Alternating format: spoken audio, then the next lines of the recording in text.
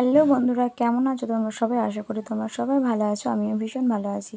তো দেখো, এই ভিডিওটা কয়েকদিন ধরে আমার গ্যালারিতে পড়েছিল, ভাবলাম শেয়ার করে দিই তোমাদের সাথে। আজকে আমরা যাচ্ছি, সকাল সকাল চান করে বেরিয়ে পড়েছি আমাদের গুরু বাবার বাড়ি যাওয়ার উদ্দেশ্যে। তো গুরু বাবা আমাদের নিমন্ত্রণ করেছিল যাওয়ার জন্য। তো সেই জন্যে আমি, আমার হাজব্যান্ড, আমার ছেলে এবং শাশুড়ি মা বেরিয়ে পড়েছি গুরুদেবের বাড়ি যাব বলে। তো দেখো, বেরিয়ে আজকে এত ভালো লাগছে না, মনটা কি বলবো। আকাশটা দেখো, দেখলে তোমাদেরও মনটা ভালো হয়ে যাবে। এত সুন্দর পরিবেশটা ছিল, আর আকাশটা ছিল একদম পেঁজা তুলোর মতো।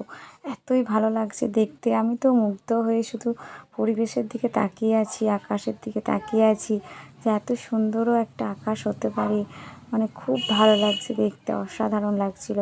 তো চলো, দেখো আমরা যাচ্ছি, আমার হাজব্যান্ড গাড়ি চালিয়ে নিয়ে যাচ্ছে, আর শাশুড়ি মা ছেলে পিছনে আনন্দ করতে করতে যাচ্ছে, ঠাকুমা নাতি একটু গল্প করতে করতে যাচ্ছে। তো চলো, আজকের ব্লগটা তোমরা সম্পূর্ণ দেখতে থাকবে। কেমন লাগলো আশা করি জানাবে। চলো দেখতে থাকো।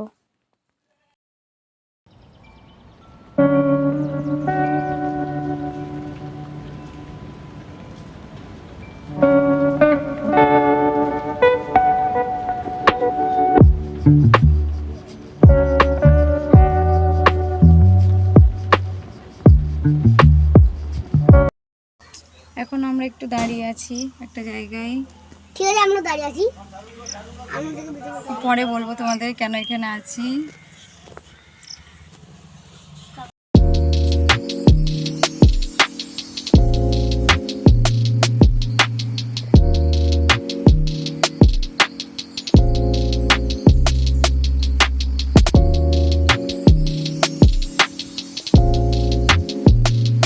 আমরা এসে পৌঁছে গেছি গুরু বাবার বাড়ি।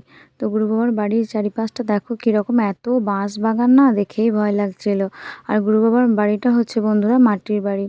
ওনারা অনেক দিন ধরে বাড়ি করব করছে, এখনও করে উঠতে পারেননি। তো মাটির বাড়ি ভীষণ ভালো লাগে, একটা শান্তির বাড়ি, একদম আশ্রমের মতো লাগে। তো চলো, তোমরা ভেতরটা দেখবে, তোমাদের দেখাবো। এই দেখো, এই হচ্ছে আমাদের গুরু বাবার বাড়ি। মাটির বাড়ি, কিন্তু ভীষণ ঠান্ডা এবং শান্তির একটা জায়গা বলতে পারো।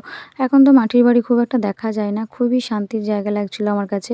তো এখানে একটা তক্তা পাতা ছিল, তলাতে কিন্তু প্রচুর কুমড়ো ছিল, গুরু বাবার বাগানের কুমড়ো গাছের কুমড়ো এগুলো। তো চলো, আমাদের খাওয়া দাওয়া করলাম, তারপর আমরা বেরিয়ে যাচ্ছি। অনেক কিছু খাওয়া দাওয়া করিয়েছিল, তোমরা দেখলে, তোমাদের সাথে দেখালাম। তো চলো, এখন আমরা বাড়ির দিকে রওনা হব। যাওয়ার আগে কিছুটা আম কিনে নিয়েছিলাম, কারণ সেই সময়টা আমের সিজন ছিল। তো আম কেনা হলো, ঠাকুর পুজো আছে পরের দিন, সেই জন্য। তো চলো, আমরা বেরিয়ে পড়েছি, বাড়ি যাব।